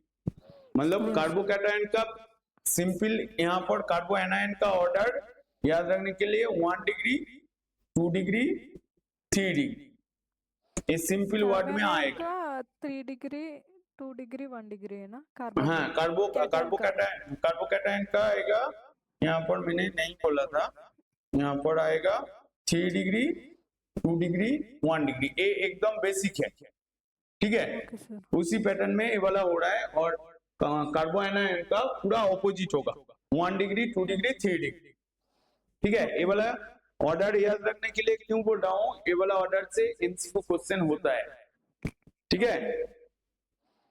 इसके बाद स्टेबिलिटी ऑफ कार्बोकैटायन, यहाँ पर मैंने बोला है परसेंटेज ऑफ एस कैरेक्टर, यहाँ पर मैंने जो लिखा हूँ जैसे CH triple bond C negative, तो मतलब इसके अंदर में ये वाला sp हाइब्रिडाइज्ड है, तो यहाँ पर इसलिए मैंने बोला stability of carbanion directly proportional to S character, मतलब परसेंटेज ऑफ एस कैरेक्टर, जिसके अंदर में एस कैरेक्टर ज्यादा होगा वो वाला कार्बोएनायन मोर स्टेबल होगा, तो इसलिए sp sp2 sp3 सबसे रेजोनेंस के भी आगे आ रहा है एस कैरेक्टर, तो इसलिए CC triple bond C negative कार्बोएनायन का स्टेबिलिटी सबसे ज्यादा हो रहा है।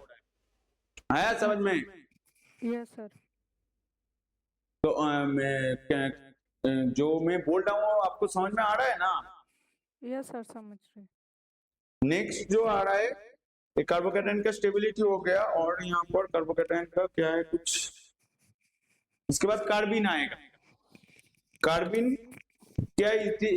Carbene is a special form of carbon in which carbon atom is bivalent with 2 free और ऑड इलेक्ट्रॉन, जैसे 2 इलेक्ट्रॉन ऐसे रह सकता है, और नहीं तो 2 इलेक्ट्रॉन ऊपर में इलेक्ट्रॉन नीचे में इलेक्ट्रॉन, मतलब दूसरा बॉन्ड मतलब एक साथ में ऐसे पेयर करके, नहीं तो सिंगली ऐसे रह सकता है। ये वाला होगा आपका कार्बिन, मतलब जब 2 फ्री इलेक्ट्रॉन किसी के साथ बॉन्ड फॉर्म बिना बॉन्ड फॉर्म करके ऐसे फ्री में रहेगा, और ऑड भी ऐसे बाइवैलेंट भी हो सकता है। तो ये जो कार्बोकैटायन कार्बिन क्या होता है, जैसे HCCH, यहाँ पर 2 इलेक्ट्रॉन, ये जो 2 इलेक्ट्रॉन है ये वाला क्या एक तो ऐसा हो सकता है, नहीं तो HCCH, यहाँ पर 2 इलेक्ट्रॉन, ये वाला क्या होगा, इसका नेम क्या आएगा, और नहीं तो हम लोग ऐसे CH2 ऐसे लिख पाऊंगा, नहीं तो CH2 ऊपर में 1 इलेक्ट्रॉन, यहाँ पर 1 इलेक्ट्रॉन, ये वाला मिथिलिन हो रहा है, मतलब 1 कार्बन है, तो इसका नेम क्या आएगा, मिथिलिन। और Cl2 करके भी आएगा, मतलब एग्जाम्पल को मैंने बोला तो यहाँ पर CCl2 ऐसा, मतलब ये डाइक्लोरोकार्बिन है, इसका नेम क्या है, डाइक्लोरोकार्बिन, ठीक है। ये वाला आपका आया कार्बिन का बारे में, मतलब जब इलेक्ट्रॉन 2 करके मतलब सिंगली ऐसे फ्री रहेगा वो हो जाएगा कार्बिन। इसके बाद आ रहा है टाइप्स ऑफ कार्बिन, मतलब सिंगलेट कार्बिन देखने में स्ट्रक्चर हेवी sp2 हाइब्रिडाइज्ड है, हाइब्रिडाइजेशन जैसा है। यहाँ पर बोला it has 2 unshared electron with opposite spin, मतलब इसके अंदर में जो स्पिन है एक ऊपर में है एक नीचे में है, मतलब ऑपोजिट है, मतलब न्यूट्रल फॉर्मेट में रह रहा है। It has 2 unshared electron with opposite spin in 1 orbital, एक ही ऑर्बिटल के अंदर में 2 अनशेयर्ड इलेक्ट्रॉन है। और इसका हाइब्रिडाइजेशन क्या है, sp2, it has less stable, has more energy, is more reactive, जो ऑर्गेनिक में जो ज्यादा स्टेबल होगा वो ज्यादा रिएक्टिव होगा, मतलब it is less stable, has more energy and it is more reactive। बोला it is hybridized, sp2 hybridized, यहाँ पर बोला it is sp2 hybridized and bend shape, जो shape का नेम है, and show the similarity of the carbocation। आया समझ में? आपका सिंगलेट कार्बिन क्या होगा, मतलब sp2 hybridized हो रहा है और it show the similarity of the carbocation। Okay sir. इसके बाद आएगा ट्रिपलेट।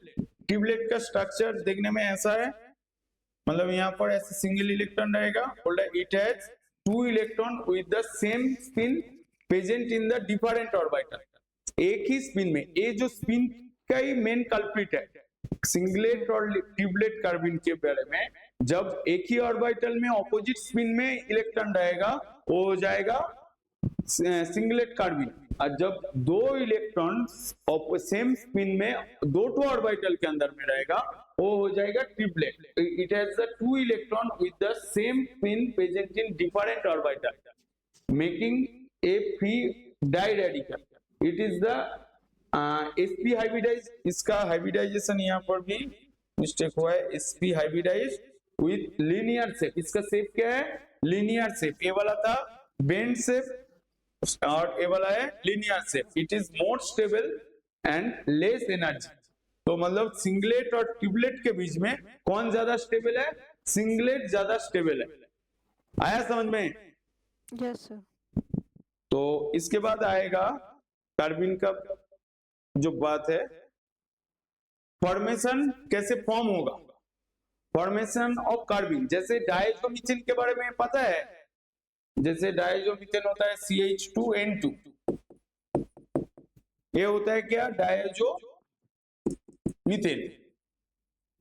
डायजोमीथेन मतलब इसको हम लिखेंगे तो H2C,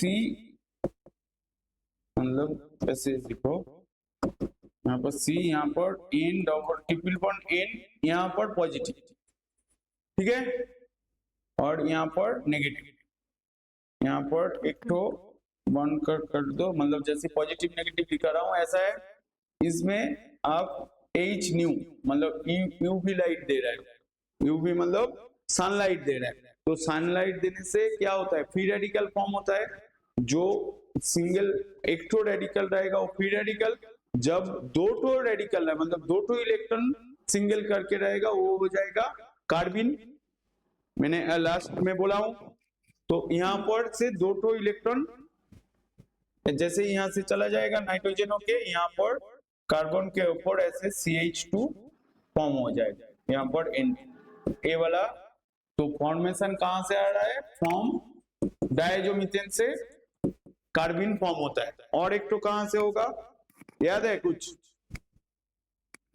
फ्रॉम सर और एक मतलब मैं बोल रहा हूँ कार्बिन कौन सा कंपाउंड से, मतलब कौन सा रिएक्शन के अंदर में कब फॉर्म होगा, मतलब उसका प्रिपरेशन कैसे कर पाओगे।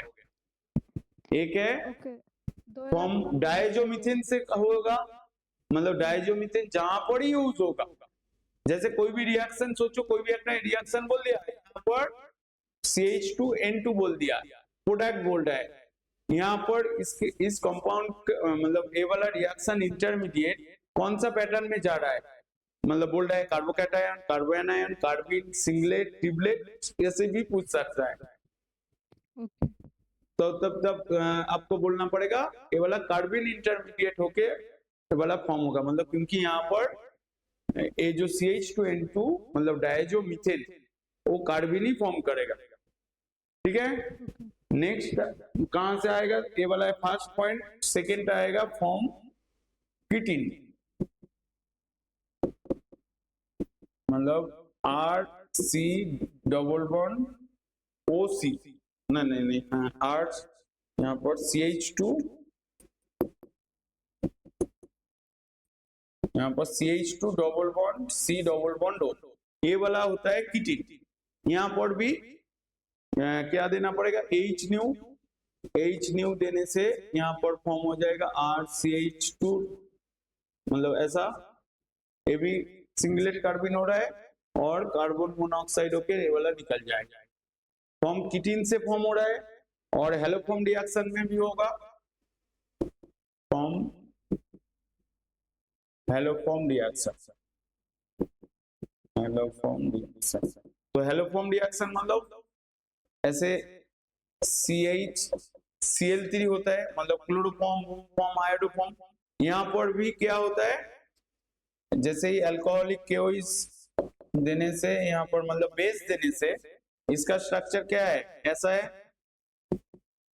H, यहाँ पर H गलत लिख रहा हूँ, X होगा, X यहाँ पर C, यहाँ पर X, यहाँ पर X, यहाँ पर X, यहाँ पर H। बेस का काम क्या है? प्रोटॉन लेना। तो प्रोटॉन लेने के बाद यहाँ पर क्या हो जाएगा? ऐसे C x x into x ऐसे लिख रहा हूं, यहाँ पर नेगेटिवली चार्ज, और इसके बाद फिर से एक तो H प्लस आयन निकलने के बाद यहाँ पर 2 इलेक्ट्रॉन ऐसे CH2 हो जाएगा। तो फॉर्म हो गया हेलो कार्बिन, मतलब यहाँ पर CH2 नहीं CX2, CX2 हो जाएगा। ये वाला हो रहा है हेलो कार्बिन। ओके, और एक तो कहां से होगा? कार्बो एनायन से होगा, ये वाला जरूरत नहीं। ये तीनों याद रखने से कहां पर कार्बिन फॉर्म होगा आपको पता चल जाएगा। आया समझ में? Yes sir. इसके बाद आएगा रिएक्शन ऑफ कार्बिन, मतलब कार्बिन कहां पर रिएक्शन में फॉर्म होगा, मतलब कौन सा रिएक्शन के अंदर में कार्बिन आएगा। फर्स्ट आ रहा है addition of with alkene. First point है addition with alkene. Alkene sir का ये मैं बुक में लिखना।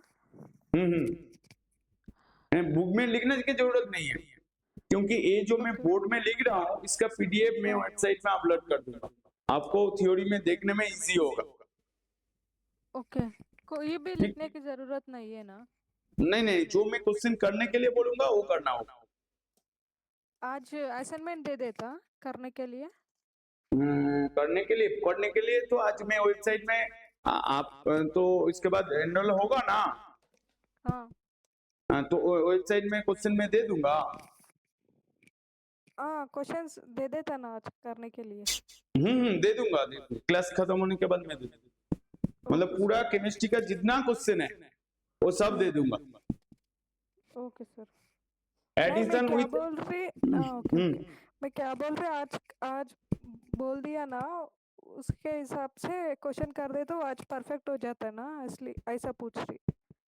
ओ मतलब मैं जितना बोल रहा हूँ उतना ही क्वेश्चन। तो ठीक है, मैं सेट करके दूंगा। मैं कुछ क्वेश्चन डिस्कस करूंगा, अभी भी बहुत टाइम है। Okay sir.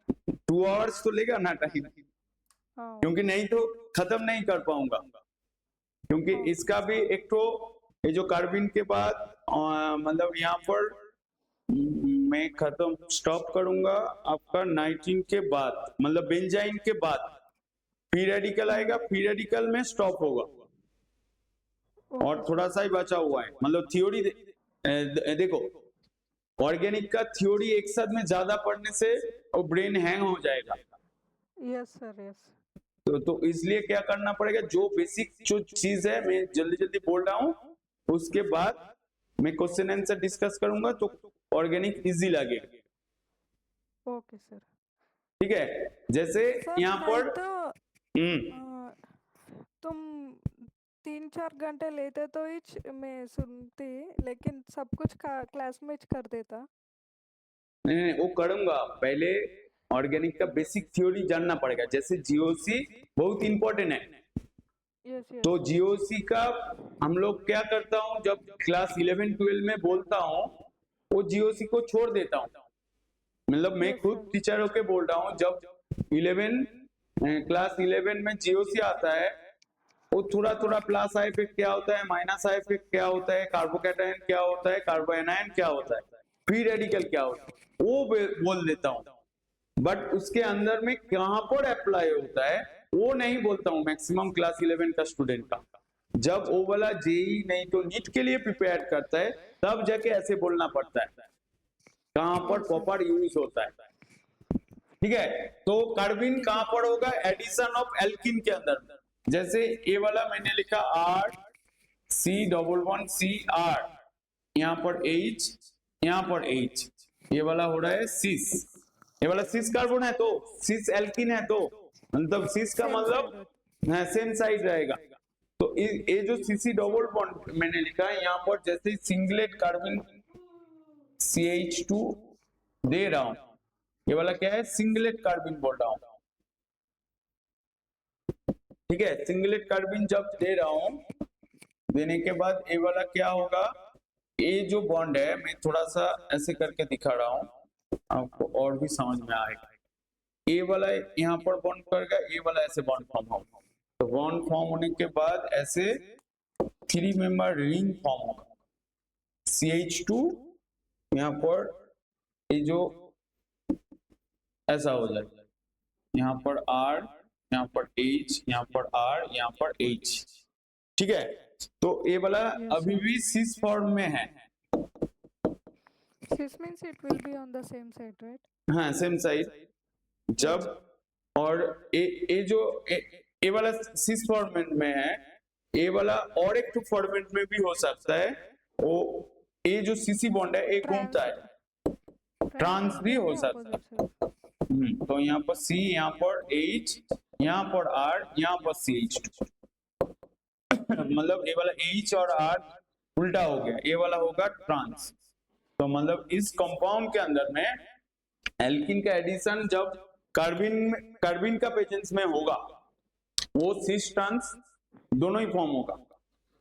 यहाँ पर सिस लिया तो बेसिक क्या बोल रहा हूँ, ए वाला आया, और यहाँ पर मैं दूसरा कली करके इंक यूज करके, जैसे R, यहाँ पर H, यहाँ पर C, डबल बॉन्ड C, यहाँ पर H, यहाँ पर R, ये वाला ट्रांस है।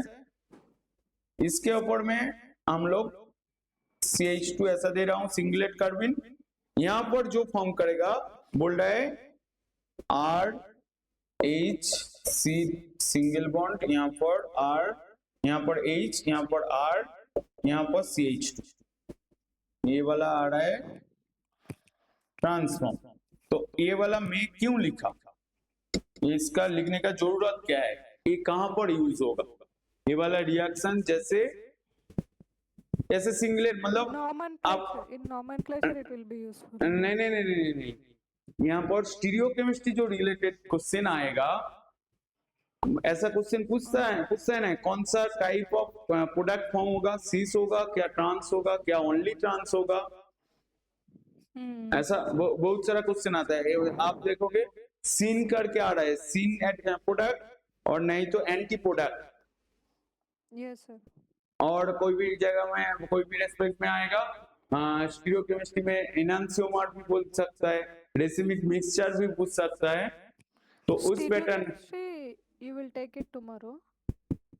स्टीरियोकेमिस्ट्री थोड़ा सा बाद में बोलूंगा, क्योंकि पूरा ऑर्गेनिक को होने के बाद, ऑर्गेनिक का जो है जीओसी एक क्लास में बोलूंगा, हेलो एल्केन हेलो एडिन जो है वो एक तो क्लास में बोलूंगा, हाइड्रोकार्बन एक तो क्लास के अंदर में खत्म कर दूंगा।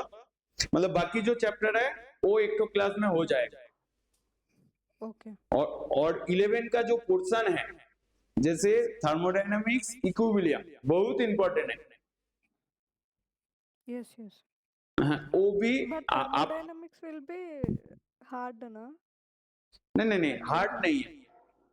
थर्मोडायनामिक्स को सिंपल वे से समझना होगा, समझने के बाद ही आपको इजी लगेगा, क्योंकि थर्मोडायनामिक्स का से जो क्वेश्चन आएगा, और लास्ट 10 इयर्स में, लास्ट 3 इयर्स में और 4 इयर्स में आया हुआ है, बहुत ही इजी है।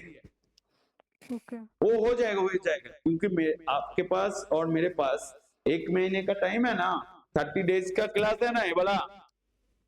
Yes sir. तो 30 डेज में हो जाएगा, बहुत टाइम। तो ये वाला जो मैं यहाँ पर बोलना चाहता, ऐसे एक तो सीस एल्किन देगा, यहाँ पर ऐसे एक तो ट्रांस एल्किन देगा, यहाँ पर ऐसे ये डायजोमिथेन मतलब सिंगलेट कार्बिन नहीं देगा, यहाँ पर लिखेगा एक तो ट्रांस एल्किन है। मैं क्वेश्चन को बोल रहा हूं, यहाँ पर दे रहा है CH2N2, और यहाँ पर सीस एल्किन है, यहाँ पर दे रहा है CH2N2। तो बोल रहे यहाँ पर कौन सा टाइप प्रोडक्ट होगा, मतलब ट्रांस से आप देख पा रहे हो ओनली ट्रांसफॉर्म हो रहा है। यहाँ पर बोल रहा है percentage of product, types of product, यहाँ पर आ रहा है ट्रांस से 100% ट्रांस प्रोडक्ट हो रहा है, और सीस से क्या आ रहा है आपका 50% ट्रांस प्रोडक्ट और 50% सीस प्रोडक्ट। मतलब क्वेश्चन को बिना रिएक्शन मैकेनिज्म जान के आप ये वाला रिएक्शन से बोल पाओगे।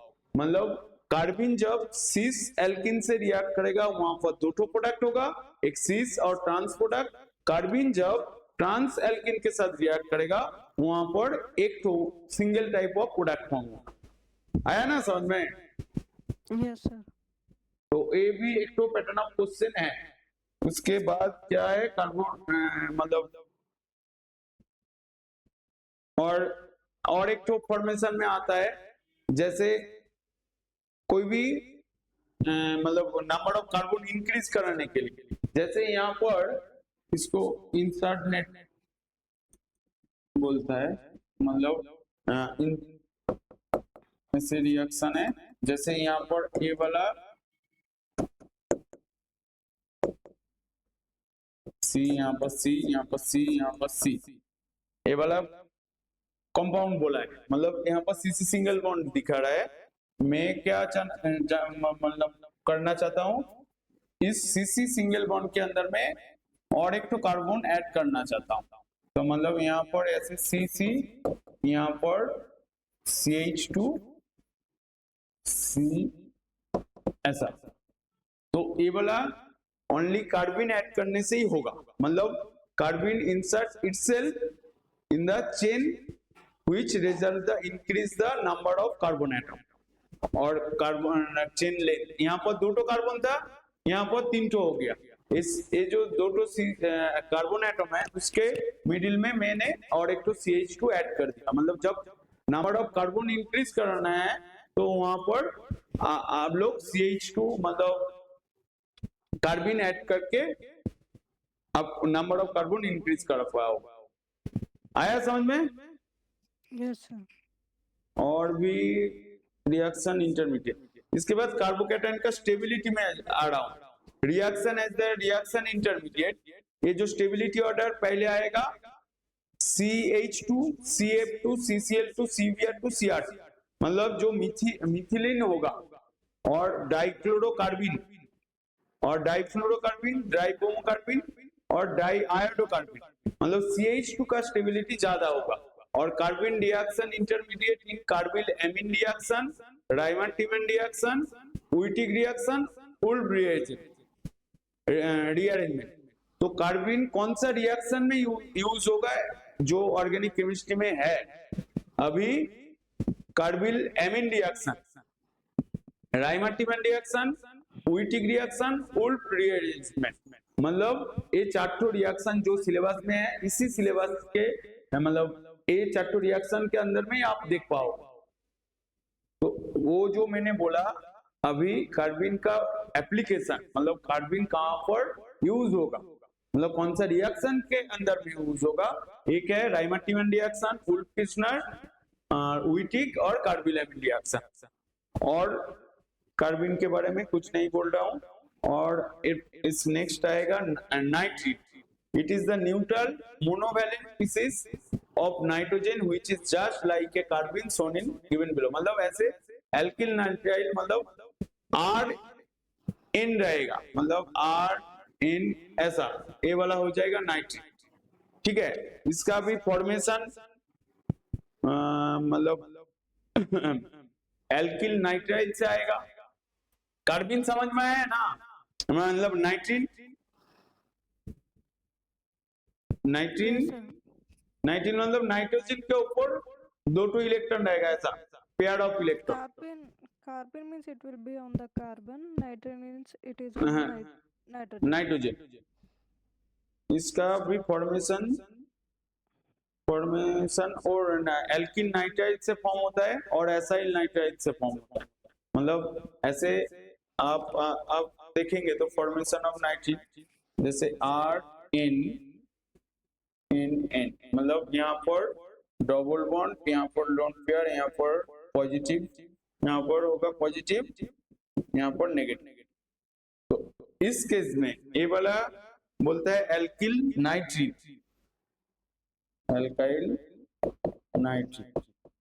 तो यहाँ से नाइट्रोजन जब निकल जाएगा तब हो जाएगा RNN, यहाँ पर नाइट्रोजन, ये वाला नाइट्रीन फॉर्म हो रहा है। मतलब यहाँ पर 2 पेयर ऑफ इलेक्ट्रॉन तब जाके 19 होगा। 19 के बारे में ज्यादा जानने का जरूरत नहीं है नीट के लिए। इसके बाद है बेंजाइन इंटरमीडिएट, मतलब देखने में ऐसा लगेगा जो बेंजाइन जो है, मतलब बेंजीन रिंग है, बेंजीन रिंग के ऊपर साइड में और एक तो बॉन्ड है, ये हो जाएगा बेंजाइन इंटरमीडिएट। तो बेंजाइन इंटरमीडिएट फॉर्म कहां पर होगा? बेंजाइन इंटरमीडिएट फॉर्म होगा जैसे मतलब क्लोरोबेंजीन के साथ, मतलब बेंजीन तो रहेगा जैसे क्लोरोबेंजीन, मतलब हेलोबेंजीन, यहाँ पर एक्स बोल रहा हूं। यहाँ पर रिएजेंट का फर्क है, एक है NaNH2, मतलब सोडामाइड देना है, नहीं तो KNH2, ठीक है, और स्ट्रॉन्ग बेस देना है इसके साथ, स्ट्रॉन्ग बेस। तो ये वाला जो NaNH2 यहाँ पर क्या करेगा, यहाँ पर इसका बॉन्ड का अरेंजमेंट ऐसे करो, देखने में अच्छा लगेगा ऐसा। जैसे स्ट्रॉन्ग बेस, ये बेस क्या करेगा, यहाँ पर जो H है, यहाँ पर जो Cl है, इस X को, हैलाइड को, यहाँ पर ये वाला यूज होगा, ये वाला यहाँ पर बॉन्ड फॉर्म होगा, यहाँ पर ये वाला खुलेगा, ये वाला खुल जाएगा, मतलब यहाँ पर ऐसा जो बॉन्ड है ये वाला ऐसा होगा। मतलब यहाँ पर जो हाइड्रोजन है, बेस प्रोटॉन ले रहा है, प्रोटॉन लेने के बाद इलेक्ट्रॉन वहां पर, जो इलेक्ट्रॉन यहाँ पर बॉन्ड फॉर्म कर रहा है, यहाँ पर हैलाइड कर रहा है। ये न्यूक्लियोफिलिक एडिशन रिएक्शन में यूज होगा। न्यूक्लियोफिलिक नहीं, एरोमेटिक इलेक्ट्रोफिलिक सब्स्टिट्यूशन होता है, एरोमेटिक न्यूक्लियोफिलिक सब्स्टिट्यूशन में यूज होगा। ये बेंजाइन इंटरमीडिएट में हेलो एरिन के अंदर में फिर से मैं बोलूं, ठीक है, केमिकल प्रॉपर्टीज के अंदर। तो बेंजाइन बेसिकली क्या हो रहा है, it is due to the poor overlapping of p orbital, मतलब p ऑर्बिटल का पुअर ओवरलैपिंग होता है। ये जो मैंने यहाँ पर दिखाया sp2 a p ऑर्बिटल, ए वाला ओवरलैप करके पाई बॉन्ड फॉर्म हो रहा है। तो आपको ऐसे पूछ सकता है, ऐसे कहां पर p ऑर्बिटल ओवरलैप करके पाई बॉन्ड होता है, मतलब ये वाला देखो p ऑर्बिटल ओवरलैप करके पाई बॉन्ड फॉर्म होता है। जैसे ही 2 p ऑर्बिटल बेंजीन रिंग के साथ ओवरलैप कर रहे हैं, उसके बाद यहाँ पर ट्रिपल बॉन्ड फॉर्म हो रहा है, तो बोले p orbital triple bond is form, triple bond is partially due to the poor overlapping of p orbital as the p orbital lie outside the plane, मतलब ये प्लेन में नहीं है, of the ring in the benzene, these are not properly designed of overlapping। मतलब ये जो मैंने लिख रहा हूँ, ये रिंग एक तो प्लेन में है और ये वाला पाई बॉन्ड दूसरा प्लेन में है, मतलब सेम प्लेन में नहीं है। आया समझ में? Yes sir. तो ए वाला तब, इसके बाद जो आएगा फ्री रेडिकल। देखो free radical one type same carbocation जैसा ही है। कार्बोकैटायन का स्टेबिलिटी ऑर्डर, कार्बोकैटायन किसके मतलब जैसे मतलब फॉर्म होता है, फ्री रेडिकल भी सेम पैटर्न में। फ्री रेडिकल में क्या होता है, सिंगल इलेक्ट्रॉन में डिसोसिएट होता है, और कार्बोकैटायन में जो ज्यादा इलेक्ट्रॉन ले रहा है, मतलब जो नेगेटिव चार्ज, जिसका नेगेटिव मतलब पॉजिटिव नहीं, जिसके अंदर में इलेक्ट्रोनेगेटिविटी डिफरेंस रहेगा, वहां पर कार्बोकैटायन फॉर्म होगा।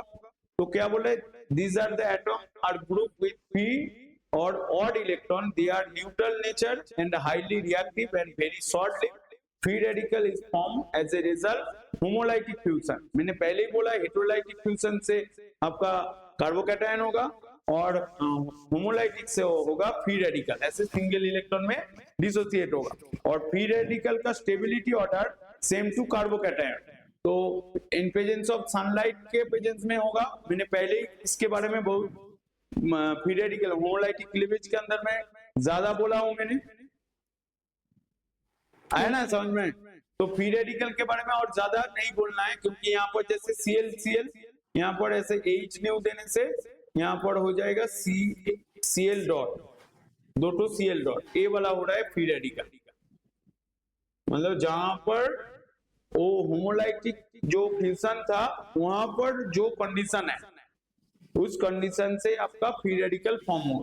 फ्री रेडिकल का फीचर्स क्या बोल रहा है? बोल रहा है it has one unpaired electron, it is paramagnetic in nature, it may be sp2 hybridized, जैसे देखने में ऐसा है, और ट्राइगोनल प्लेनर स्ट्रक्चर है। Free radical show the disproportionation reaction, मतलब डिस्प्रोपोर्शनेशन रिएक्शन पता है ना, जैसे CH3 डॉट प्लस CH3 दो तो मिथाइल रेडिकल है, ये दो तो ऐसे करके बॉन्ड फॉर्म के करने के बाद ये वाला यहाँ पर CH3 होगा, मतलब ये वाला भी बाद में यूज आएगा। मतलब मीथेन का क्लोरीनेशन करके कैसे इथेन फॉर्म होगा, वहां पर जो मिथाइल रेडिकल फॉर्म होगा वो वाला मिथाइल दो तो मिथाइल रेडिकल फॉर्म करके यहाँ पर इथेन कर देगा। A free radical show the disproportional reaction, or free radical does not have enantiomorphy due to the continuous reversible exchange, that is umbrella and it is reversible। Okay, तो ये वाला था free radical. Free radical का stability order same to carbocation. Carbocation का जो stability order था यहाँ पर इसका भी स्टेबिलिटी ऑर्डर सेम रहेगा, मतलब जो मैंने कार्बोकैटायन के अंदर में बोला हूं, मतलब जो ऐसे मैंने बोला था ना, stability directly proportional to resonance, proportional to hyperconjugation. Resonance today नहीं, आज तो और ज्यादा नहीं होगा क्योंकि देखो जितना तक बोला हूं उतना एमसीक्यू में डिस्कस करूंगा, 4-5 तो इसी पैटर्न में क्वेश्चन डिस्कस करूंगा जो आपका नीट में आया हुआ है, ठीक है। और presence of inductive mesomeric all those will be discussed tomorrow, क्योंकि वो वाला कल टुमारो सुबह में होगा तो ना वो अच्छा होगा, क्योंकि वहां पर 5 तो इंपॉर्टेंट टॉपिक है। उसके बाद इसी चैप्टर का जो 10 इयर्स का क्वेश्चन है वो मैं डिस्कस कर दूं। और आपके पास मैं एक बात बोलूंगा, वो आपके पास होगा तो अच्छा है, नहीं तो मैं आपको शेयर कर दूं इलेक्ट्रॉन रिलीजिंग ग्रुप,